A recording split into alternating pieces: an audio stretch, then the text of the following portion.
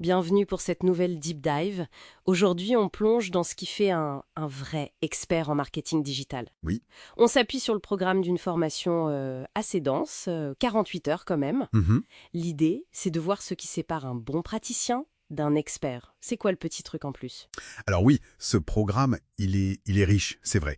Ça couvre à peu près tout l'écosystème, de la stratégie pure aux toutes dernières tendances. D'accord. Mais l'essentiel, je crois, c'est pas juste de connaître les outils. C'est de savoir comment les faire jouer ensemble de manière stratégique.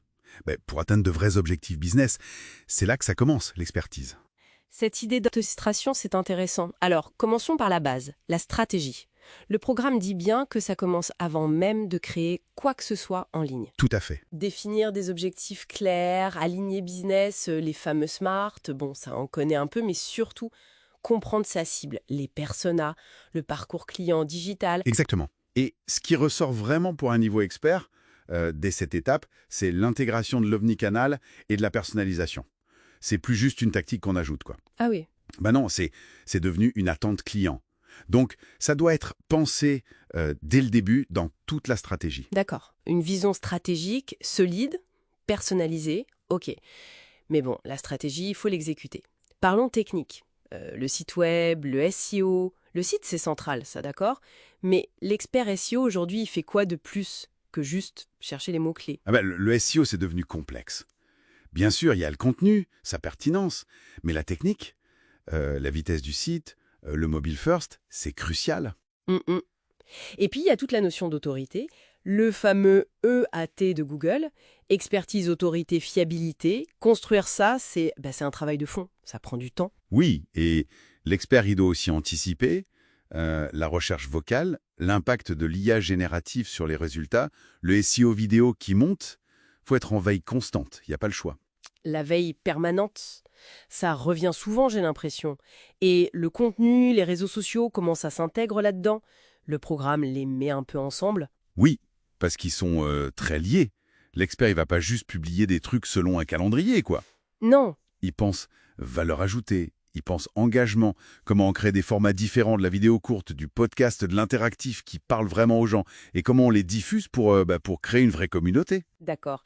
L'expertise, ça se voit aussi dans l'usage très fin de la pub sur les réseaux sociaux, et puis savoir repérer et utiliser les tendances, le social commerce, les micro-influenceurs, et même l'IA pour analyser ce qui se dit. Impressionnant l'étendue. Bon, et si on parle publicité payante, le CEA, et puis l'emailing, le CRM, c'est quoi le niveau expert là-dessus, surtout avec toutes les évolutions technologiques, les règles? Alors, pour le CA, maîtriser Google Ads, Search, Display, Shopping, Vidéo, c'est la base, on va dire. Oui. L'expertise, c'est de savoir naviguer dans des trucs plus complexes. L'automatisation via l'IA, genre le smart bidding, mais aussi s'adapter aux gros changements, comme l'avenir sans cookie tiers.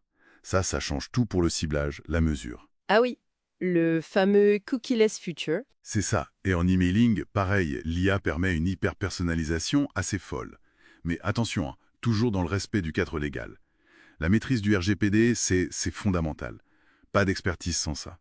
Ce qui nous amène tout droit à l'analyse, à la vue d'ensemble. Le programme insiste beaucoup sur le côté data-driven. Ça veut dire quoi concrètement pour l'expert en IA? Être data-driven à ce niveau-là, c'est pas juste lire un rapport GA4, même s'il faut maîtriser l'outil, hein. Non, j'imagine. C'est savoir identifier les bons KPI, ceux qui montrent vraiment l'impact sur le business.